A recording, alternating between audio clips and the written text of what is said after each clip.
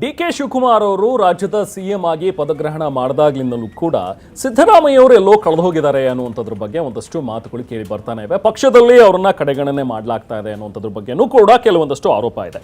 ಇದರ ಬಗ್ಗೆ ಸತೀಶ್ ಜಾರಕಿಹೊಳಿ ಇವತ್ತು ಮಾತನಾಡಿದ್ರು. ಸತೀಶ್ ಜಾರಕಿಹೊಳಿ ಅವರ ಮಾತುಗಳನ್ನ ಕೇಳ್ತಾ ಇದ್ರೆ ಆಲ್ಮೋಸ್ಟ್ ಹೌದು, ಸಿದ್ದರಾಮಯ್ಯ ಅವರನ್ನ ಕಡೆಗಣೆ ಮಾಡಿರುವಂಥದ್ದು, ಆದರೆ ಎಲ್ಲವನ್ನೂ ನಾವು ಒಪ್ಕೋಬೇಕು ಅನ್ನೋ ರೀತಿಯಲ್ಲಿದೆ. ಯಾಕಂದ್ರೆ ಅವ್ರು ಹೇಳ್ತಾರೆ, ಇದು ಸ್ಪೀಡ್ ಆಗಿರೋ ಕಾಲ, ನಾವು ಆ ಸ್ಪೀಡ್ಗೆ ಓಡಬೇಕು. ರಾಜಕಾರಣ ಅಂದ್ರೇನೆ ಹಾಗೆ, ಓಡದೇ ಇದ್ರೆ ರೈಲ್ ಮಿಸ್ ಆಗುತ್ತೆ. ಅಂದ್ರೆ ಬಹುಶಃ ಈಗ ಸಿದ್ದರಾಮಯ್ಯ ಅವರ ಕಾಲ ಮುಗೀತು, ಸಿದ್ದರಾಮಯ್ಯ ಅವರು ರೈಲನ್ನು ಮಿಸ್ ಮಾಡ್ಕೊಂಡಿದ್ದಾರೆ ಅನ್ನೋ ಅರ್ಥದಲ್ಲಿ ಈಗ ಸತೀಶ್ ಜಾರಕಿಹೊಳಿ ಅವರು ಮಾತಾಡಿದ್ದಾರೆ. ಬೆಂಗಳೂರಿನಲ್ಲಿ ಮಾತನಾಡಿದಂಥ ಸತೀಶ್ ಜಾರಕಿಹೊಳಿ ಇನ್ನು ಏನೇನು ವಿಚಾರಗಳನ್ನ ಪ್ರಸ್ತಾಪ ಮಾಡಿದ್ದಾರೆ, ಬನ್ನಿ ನೋಡೋಣ.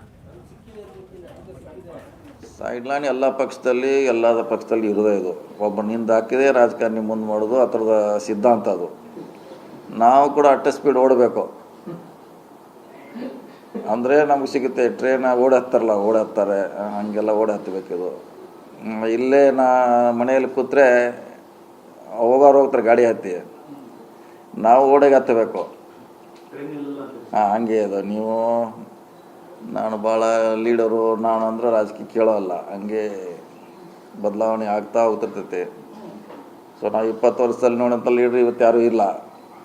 ಅವ್ರು ಓಡೋಗಿ ಇನ್ನೂ ಇರ್ತಾರೆ, ಇಲ್ಲವ್ರು ಇಲ್ಲಲ್ಲ. ಹಂಗಿದ್ದು ರಾಜಕಾರಣಿ ಅಂದರೆ ಈಗ ನಾನೇ ಲೀಡ್ರ್ ಆಗಬೇಕು ಅನ್ನೋದು ಎಲ್ಲರಿಗೂ ಛಲ ಇದ್ದೇ ಇರ್ತೈತಿ.